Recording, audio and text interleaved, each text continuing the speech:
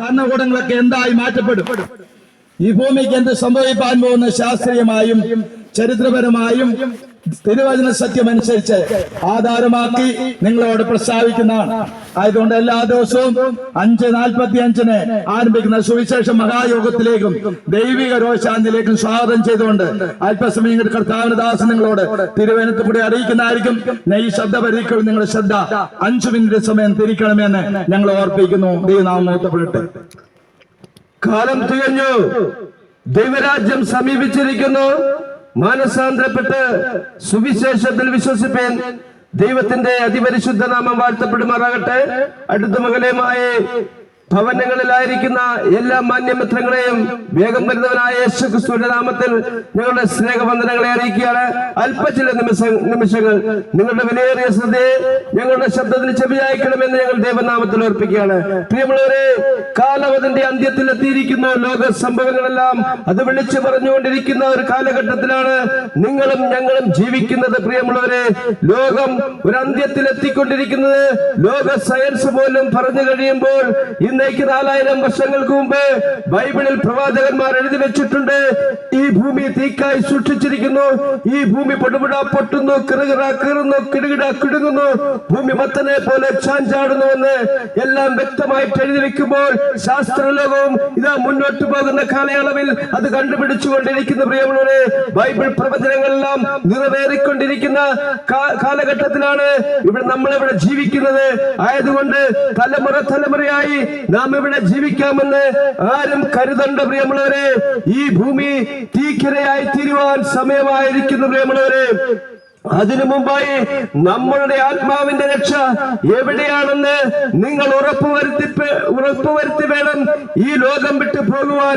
മരണത്തോടുകൂടി മനുഷ്യന്റെ ജീവിതം അവസാനിക്കുന്നില്ല എന്ന് ഓർത്തുകൊള്ളണം. മരണത്തോടുകൂടി നമ്മളുടെ ജീവിതം തുടങ്ങുകയാണ്. യുഗായുഗങ്ങൾ ഒന്നെങ്കിൽ അനന്ത നിത്യത കവാടം തുറക്കുമ്പോൾ ദൈവരാജ്യത്ത് സ്വർഗത്തിൽ ദൈവത്തോടു കൂടെ വസിക്കുവാൻ ഒരവസരം, അല്ല എങ്കിൽ പിശാചിനും അവന്റെ ദൂതന്മാർക്ക് ഒരുക്കിയിരിക്കുന്ന നിത്യ നരകത്തിലേക്ക് ദിനം പ്രതി മരിച്ചുകൊണ്ടിരിക്കുന്ന അവസ്ഥ.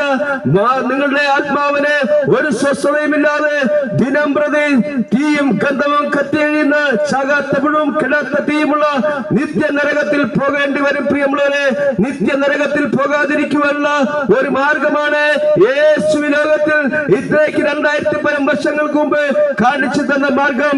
യേശു പാലസ്തീനിൽ നിന്നും 84 കിലോമീറ്ററുകൾ നടന്ന് യോർദാനിൽ വന്ന് തന്റെ സൃഷ്ടിയായ യോഹന്നാന്റെ കൈക്കീഴിൽ ആ മുഴുകൽ സ്നാനം എന്ന മാമോദീസ സ്വീകരിച്ച് വെള്ളത്തിൽ നിന്ന് പൊങ്ങുമ്പോൾ യേശുവിന് വേണ്ടി സ്വർഗം തുറക്കപ്പെട്ടു. ഇവൻ എന്റെ പ്രിയപുത്രൻ, ഇവനിൽ ഞാൻ പ്രസാദിച്ചിരിക്കുന്നു, ഇവന് ചെവി കൊടുപ്പീൻ, ഇവന് ചെവി കൊടുപ്പീൻ എന്ന് പറഞ്ഞ് ഇവൻ പറയുന്നതും കാണിച്ചു തരുന്നതും അനുസരിച്ചു കൊള്ളുവീൻ എന്നാണ് യേശു യോർദാനിൽ കാണിച്ചു തന്ന മാർഗമാണ് നമുക്ക് ദൈവരാജ്യത്തിൽ പോകുവാനുള്ള ഏക മാർഗം. ദൈവത്തിനും മനുഷ്യനും ഇടയിൽ ഏക മധ്യസ്ഥൻ യേശു മാത്രം പ്രിയമുള്ളവരെ. യേശുവല്ലാതെ വേറെ ഒരു മധ്യസ്ഥനുമില്ല. ആയതുകൊണ്ട് പ്രിയമുള്ളവരെ, യേശു ഉയർത്തെഴുന്നേറ്റ് സ്വർഗാദി സ്വർഗങ്ങളിലേക്ക് പോയതുപോലെ നിങ്ങൾക്കും ദൈവരാജ്യത്തിൽ പോകുവാനുള്ള ഒരവസരമാണ് ഈ വരുന്ന 12-13 ദിവസങ്ങളിൽ കൊടുമൺ വാഴവിള ജംഗ്ഷന്റെ അടുത്ത് ദ ബന്ധുക്കോസ് മിഷൻ സഭയുടെ ആഭിമുഖ്യത്തിൽ നടത്തപ്പെടുന്ന സുവിശേഷ മഹായോഗങ്ങളിലേക്ക് വന്ന് നിങ്ങൾ ദൈവിക അനുഗ്രഹങ്ങളും മരണാനന്തര ജീവിതവും ഉറപ്പുവരുത്തണം പ്രിയമുള്ളവരെ. ലോക സംഭവങ്ങളെല്ലാം യേശുവിന്റെ 2ാം വരവില് വിളിച്ചറിയിച്ചു കൊണ്ടിരിക്കുന്നുവെന്ന് മറന്നു പോകരുത്.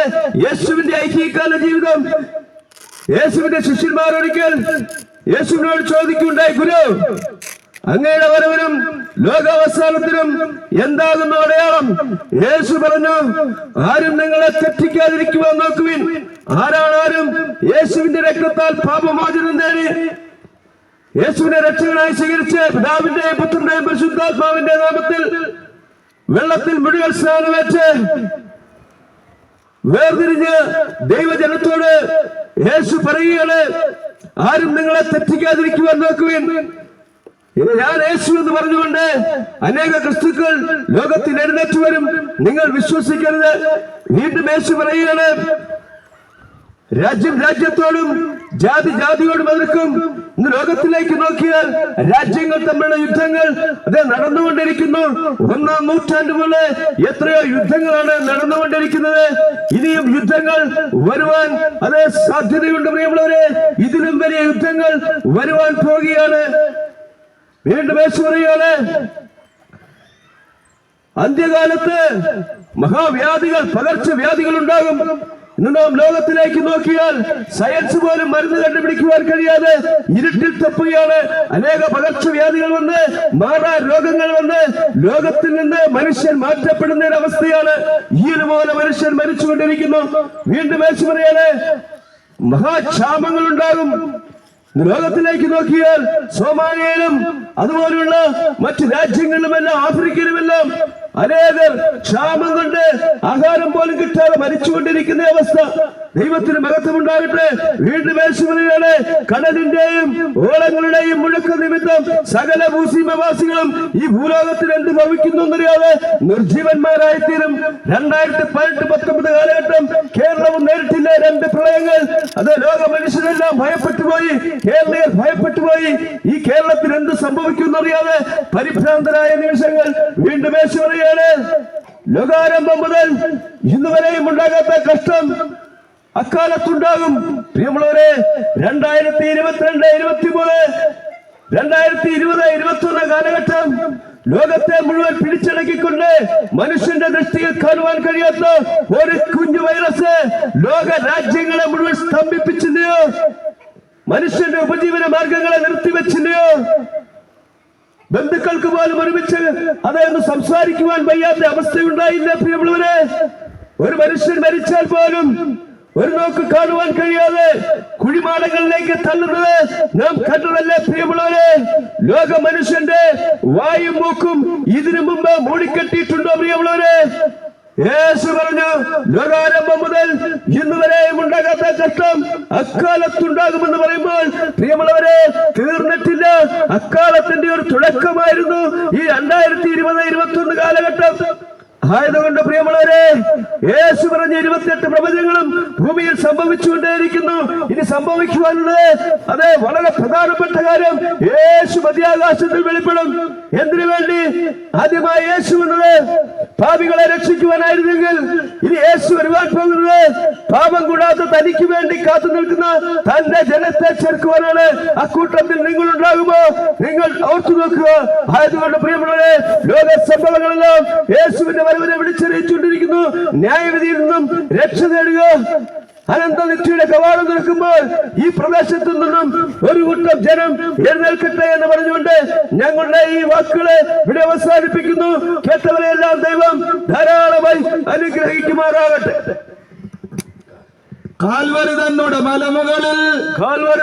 മലമുകളിൽ യേശു ചിന്തിയ രക്തത്താൽ വാർത്തെടുത്തൊരു സുവിശേഷം അപ്പോസ്തലർ